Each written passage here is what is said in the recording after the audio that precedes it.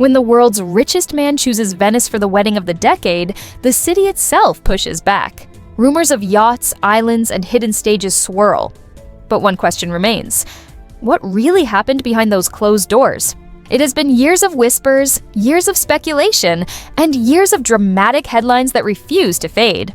For Lauren Sánchez, the woman who became the partner of one of the most powerful men on the planet, life has been anything but simple.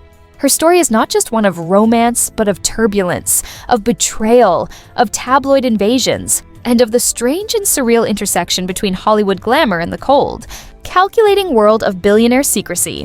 What began as a relationship hidden in plain sight would eventually explode into one of the most scandalous stories of modern celebrity culture, reshaping reputations and raising uncomfortable questions about loyalty, privacy, and the price of fame. When news of Lauren Sánchez's romance with Jeff Bezos first broke, it was not through a polished press release or a glossy magazine cover designed to soften the blow.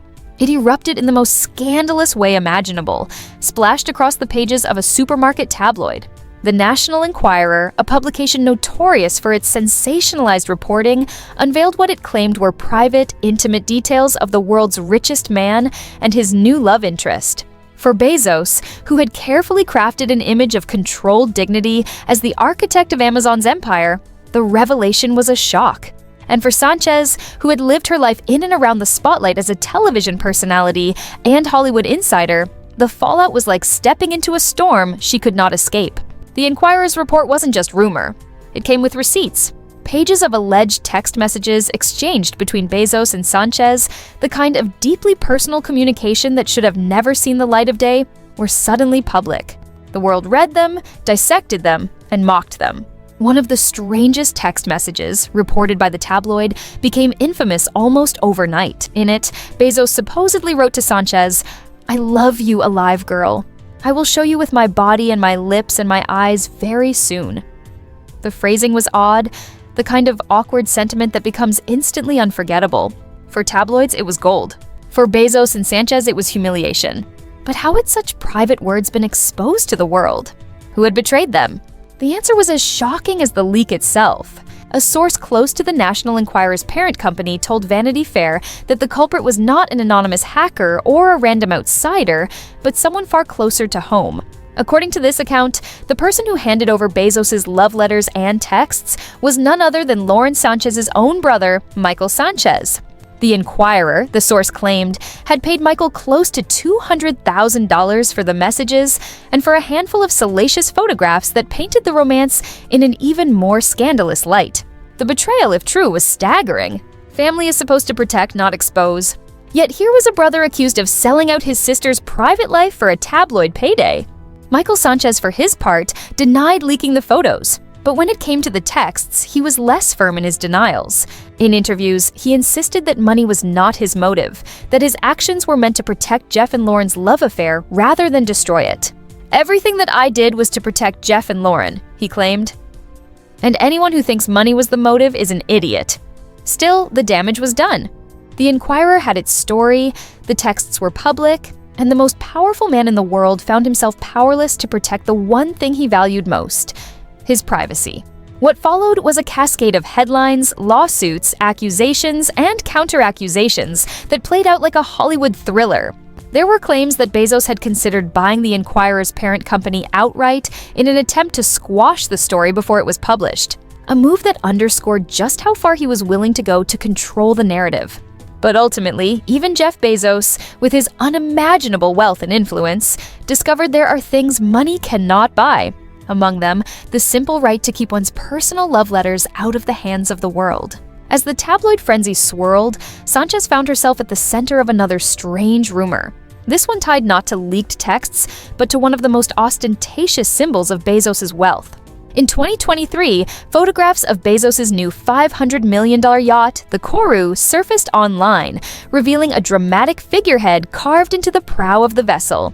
The sculpture was a towering wooden figure of a voluptuous woman with long, flowing hair, guiding the ship forward into the seas. Almost immediately, speculation erupted. Was the figure modeled after Lauren Sánchez? Was this Bezos' way of immortalizing his partner in the form of a mythic goddess leading his empire across the oceans? The resemblance, some said, was uncanny. The carving's curves, its posture, even the details of its hair all seemed to echo Sanchez's signature look. Headlines around the world declared that the woman on the yacht was Lauren. For weeks, the story spread, becoming yet another bizarre footnote in the saga of their romance. But Sánchez herself shut the rumor down. In an interview with Vogue, she laughed off the speculation and clarified that the figure was not her likeness, but that of the Norse goddess Freya. "I'm very flattered," she said, "but it's not me." Even if the yacht did not carry a literal carving of Lauren Sánchez, it carried something else far more important: a proposal. It was aboard this $500 million floating palace that Bezos asked Sánchez to marry him in May 2023. By then, their romance had weathered storms of public scrutiny, betrayal, and mockery. And while the world debated the origins of a wooden figurehead, the couple quietly crossed a far more personal milestone together. But this is only the beginning of their story. Because for Lauren Sánchez, the journey from television anchor to the partner of Jeff Bezos has been marked by turbulence at every step. Her life has been filled with whispers of secret crushes, rumors of cosmetic enhancements, and the constant, sometimes cruel gaze of the public eye. To understand how she arrived here and why her story continues to fascinate, we have to go deeper into her past, her ambitions, and the strange, complicated world she now inhabits at the intersection of Hollywood scandal and billionaire secrecy. The year was 2025, and the stakes had never been higher for Lauren Sánchez.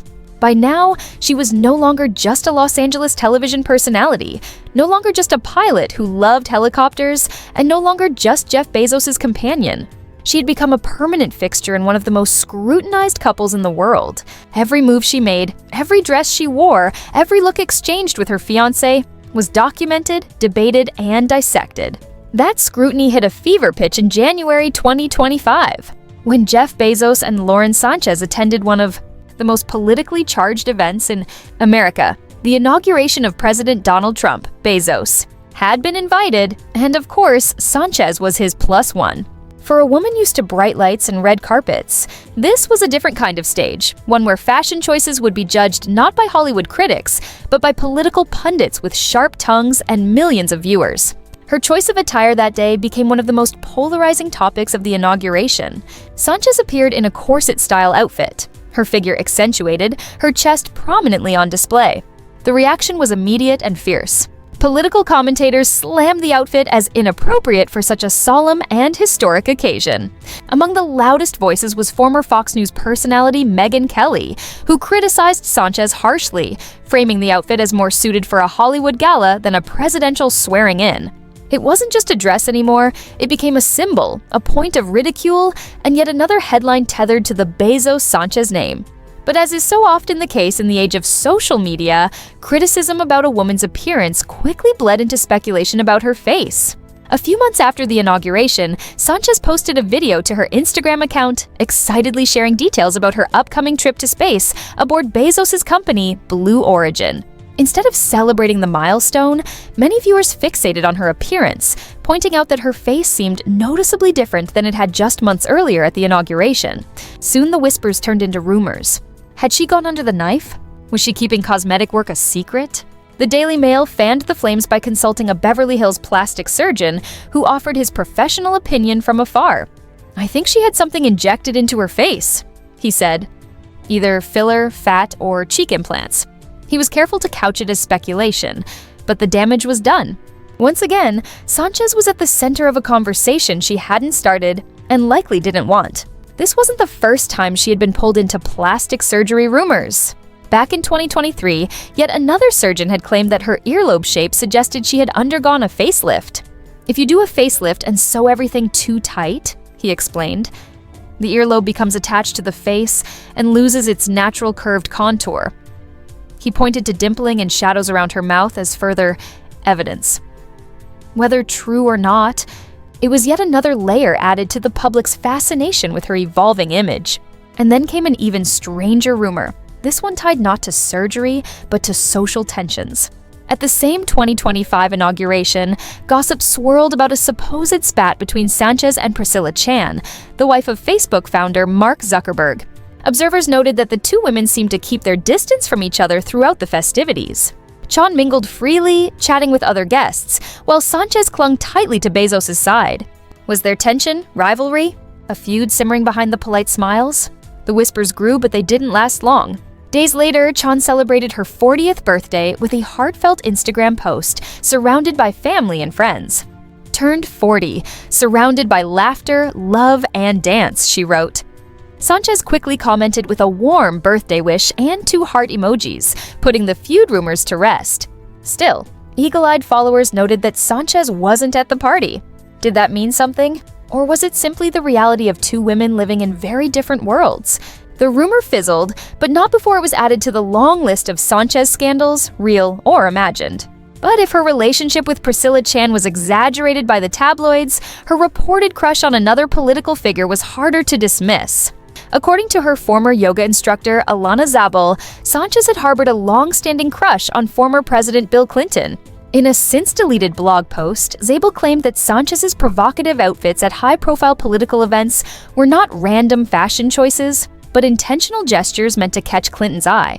Zabel painted an unflattering picture of her former friend, alleging that Sánchez openly admitted to having a crush on Clinton as far back as 2009. She even said she jokingly nicknamed Sánchez Monica, a pointed reference to Clinton's infamous affair with White House intern Monica Lewinsky. Zabel's blog suggested that Sánchez dressed with Clinton in mind during both the 2024 White House State Dinner and the 2025 inauguration. For a public already obsessed with Sánchez's image, this was gasoline on the fire. The yoga instructor didn't stop there. She also dredged up old rumors about implants, claiming that Sánchez had gone to great lengths to deny obvious cosmetic enhancements. According to Zabel, Sánchez initially told people her breasts were real, even claiming that a supposed breast reduction had simply not gone small enough. Later, Zabel alleged Sánchez privately admitted to multiple augmentation surgeries and was even preparing for yet another. In Zabel's telling, Sánchez had undergone so many procedures that she relied on full-body makeup to cover scars. Her words were biting. She's a master of seduction, but terrified of actually being seen. Whether these claims were true, exaggerated, or simply the bitter musings of a former friend, they added to a growing public perception of Sánchez as someone both glamorous and deeply secretive. Yet despite the accusations and rumors, Sánchez herself rarely addressed them. She neither confirmed nor denied plastic surgery speculation. She stayed quiet, letting the rumors swirl unchecked. And sometimes that silence fueled even more curiosity. In February 2025, Sánchez dropped a cryptic social media post that seemed designed to stir speculation. "Some years start with turbulence," she wrote, "but that's just the wind reminding you to spread your wings. Good to be back in the air. Here's to flying farther than we ever imagined."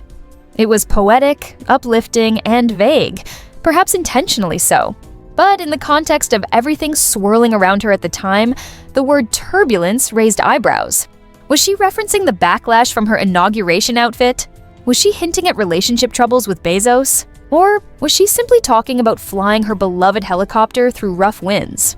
People magazine reached out to her representatives for clarification, but the response was silence. The mystery only deepened. And while Sánchez grappled with whispers about her looks, her outfits, and her cryptic captions, old chapters of her romantic past resurfaced. Former NFL star Anthony Miller, who had been engaged to Sánchez back in the 1990s, resurfaced in the tabloids with accusations of infidelity. "I couldn't really trust her," he told the Daily Mail. "She was cheating on me with other guys. I found out when I looked in her diary, and I found out more after I broke up with her." The accusations made headlines, but they were quickly challenged. Other sources dismissed Miller's claims as opportunistic, suggesting he was trying to insert himself into the Bezos-Sánchez story for attention. Some even turned the tables, alleging that it was Miller, not Sánchez, who had been unfaithful, claiming he had a romance with an exotic dancer during their relationship. For Sánchez, it was yet another instance of the past being twisted into the present, another rumor to swat away, another ghost revived by the tabloids. In 2023, Sánchez sparked new waves of speculation when she was spotted wearing a massive diamond ring. It was clear Bezos had proposed, and the couple was engaged. The natural next question was when and where the wedding would happen. That answer seemed to arrive in late 2024 when the Daily Mail published an exclusive report claiming the couple would marry in Aspen just after Christmas. The price tag? A staggering $600 million. The number was so outrageous that it almost sounded like satire. Headlines spread across the globe, painting a picture of Bezos and Sánchez planning the most expensive wedding in history. Critics scoffed. Commentators railed against the excess. But Bezos himself quickly stepped in to squash the story. In a rare personal tweet, he called the report completely false, warning people not to believe everything they read. Hedge fund billionaire Bill Ackman even weighed in, quipping that the only way a wedding could cost that much was if every guest received a house as a party favor. His remark went viral, and for once, the internet seemed to laugh with Bezos rather than at him. In the end, the story was dismissed as another rumor in a long line of Bezos-Sánchez wedding myths. But by April 2025, attention turned to something subtler: their body language. When the couple appeared at the prestigious Breakthrough Prize ceremony, photographs of them on the red carpet sparked a new round of speculation. Observers noted a visible gap between them as they posed, commenting that their chemistry seemed off. While Sánchez clung to Bezos' arm, she appeared to be pulling him toward her rather than standing in sync. Body language experts were quick to weigh in. Judy James, a noted analyst, observed that Sánchez often appeared isolated within Bezos' inner circle, especially during high-profile events. At the inauguration, James said, "Sánchez seemed to hover on the sidelines, visibly excluded from the tight-knit conversations of tech titans." Her attempt to touch Bezos on the back mid-chat, James suggested, was an effort to reclaim attention that was drifting elsewhere. For critics, these subtle moments were clues, hints of imbalance in the relationship. For supporters, they were overanalyzed snapshots blown out of proportion. But in the high-stakes world of Bezos and Sánchez, even the smallest gestures were magnified into symbols of something larger.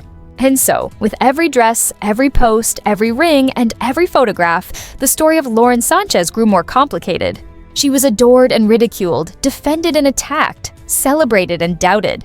To some, she was a glamorous success story, rising from television anchor to the arm of a billionaire. To others, she was a lightning rod for scandal, a woman whose life was a constant carousel of rumors and revelations. One thing was certain: turbulence was not a passing phase for Lauren Sánchez. It was the atmosphere she lived in, the air she breathed, and perhaps even the reason she remained one of the most fascinating and polarizing figures in Hollywood and billionaire society alike. After more than 2 years of being engaged, Jeff Bezos and Lauren Sánchez finally began planning their wedding, selecting Venice, Italy, as the destination. Once the news became public, some locals expressed concern that such a high-profile event might affect their daily routines. Even tourists who had chosen Venice for a quiet holiday worried that the presence of international guests and media attention could change the atmosphere of the city. In response, the city of Venice released a statement to reassure the public. Officials noted that the wedding would host about 200 guests and emphasized that Venice regularly accommodates far larger events without major disruptions. The statement read, "Venice is used to being the stage for events and shows every week without significant impacts." At the same time, reports about the actual venue created mixed speculation. A spokesperson for the mayor's office suggested that the ceremony might take place aboard Bezos' mega yacht, anchored in the Venice lagoon. However, another report from an anonymous source claimed the wedding was set for one of Venice's historic islands, inside a restored open-air theater. Regardless of the final choice, the wedding drew worldwide attention. From past moments like the Blue Origin spaceflight to appearances at glamorous events, Bezos and Sánchez remain a couple that keeps people talking. It seems likely that public interest in their life together will continue well into the future. At the end of the day, Hollywood isn't just about glamour and red carpets. It's about power, secrets, and the scandals that often stay hidden until the truth forces its way into the spotlight. Whether it's courtroom drama, relationship, chaos, or behind-the-scenes deals, one thing is certain: the story never ends here, and as always, we'll be watching, digging, and uncovering the pieces others try to keep buried.